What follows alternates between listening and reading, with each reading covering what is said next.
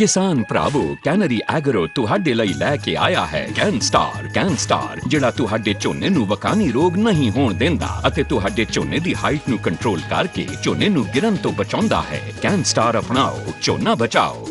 के हरियाणा देख रहे सभी दर्शकों का स्वागत। मैं मंजू कंबोज। सिरसा से सांसद कुमारी शैलजा ने जमाल की ढानी ज्ञानदीप में चल रहे अनिश्चितकालीन धरने में किसानों के बीच पहुंचकर उनका हालचाल जाना और उनसे कहा कि प्रदेश में कांग्रेस की सरकार बनते ही आपकी जो भी समस्या है इसका समाधान विशेष पॉलिसी बनाकर किया जाएगा और बतौर एक सांसद होने के नाते भी मैं अपने स्तर पर भी इस समस्या का समाधान करने की कोशिश करूंगी। इससे जुड़ी हुई पूरी रिपोर्ट देखते हैं। दुख की बात है कि सरकार ने कोई सुध नहीं ली है इनकी, और इतनी गर्मी में जो इनको दिक्कत आ रही है, तो हमारी सरकार आएगी उसके बाद हम ये सारा देखेंगे पॉलिसी भी।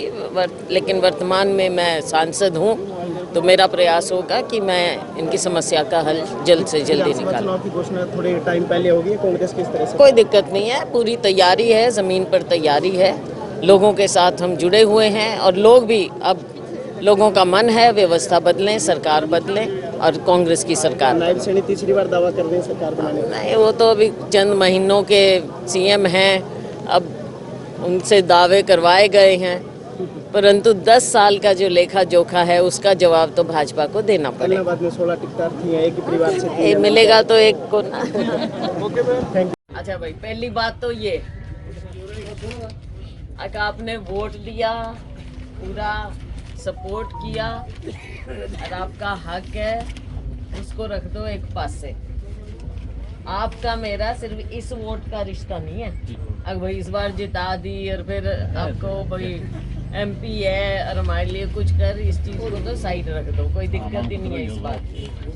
बात ये है कि जमाल से पुराना रिश्ता है और भाई अपना पक्का रिश्ता है पुराना। चाहे मैं यहाँ से एमपी रही हूँ चाहे ना रही हूँ, अपना आपस का रहा, मेरा आना जाना भी रहा है और आपका पूरा प्यार मेरे को मिलता रहा है।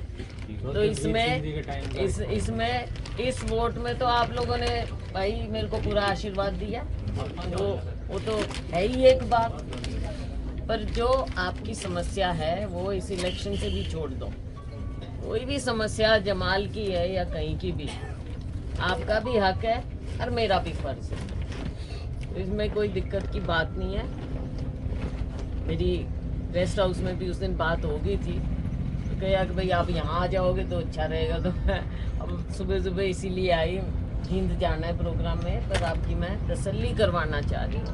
देखो, मेरे को भी अच्छा नहीं लगता आप अपना काम को छोड़ के बैठे हो यहाँ, और भाई सरकार को तो बिल्कुल नहीं अच्छा लगना चाहिए, काम होना चाहिए।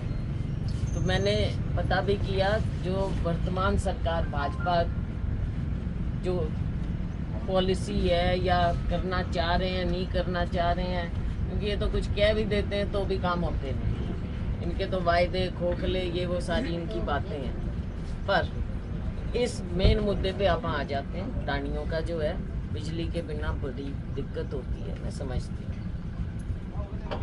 मेरा फंड जो एमपी लैड है, देखो दो बातें, एक तो अपनी सरकार आनी है कांग्रेस की, तो अपनी सरकार आएगी, पॉलिसी बनेगी, उसको भी हम देखेंगे। लेकिन पॉलिसी पहले बन जाए तो उसका फ़ायदा, और पॉलिसी में टाइम हो तो भाई मैं खड़ी हूँ। तो आप लोग बिल्कुल चिंता ना करो, जैसे ही मेरा फंड आ जाता है एमपी लैड का, क्योंकि अभी बजट पास हुआ है जो अभी सत्र हुआ है, तो हमारा फंड एमपी लैड का, सांसद निधि का, जैसे ही फंड आ जाता है, आचार संहिता हो ना हो कुछ भी हो, सबसे पहला चेक मेरा कटेगा।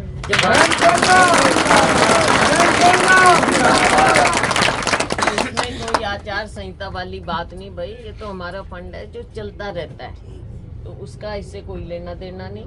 तो आपकी जो समस्या है, आपकी समस्या प्राथमिकता पे, और आपका पहला हक जैसे ही फंड आए, बेशक आचार संहिता के बाद ये लगाएंगे, तो उसमें भी टाइम निकलते देर नहीं लगेगी, जल्दी हो जाएगा। तो जो भी एस्टिमेट है, जैसे भी है, मुझे उससे कोई दिक्कत नहीं है। आप लोगों का काम, आपकी समस्या का हल निकालना मेरा फर्ज है और हम करेंगे। ठीक है, लेडीज को भी मैं कह रही हूँ, आप लोगों का हक है और आपकी सांसद भी हूँ और भाई मेरा जैसे ही फंड आएगा कोई भी गांव के लोग या मैं खुद भेज दूंगी और आपको कॉपी भेज दूंगी। हाँ, तो गांव से जिम्मेवार लोग थोड़ा फॉलो अप जरूर कर लें। विश्वास दे माने बीच दे दे विश्वास ना दे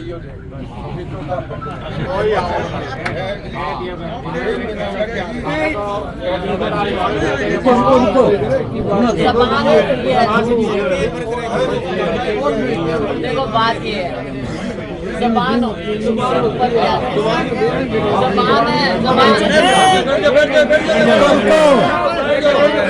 पहली बात जबान है, दूसरी बात चेक है। जबान अभी ये भी और चेक पे दे लियो भाई।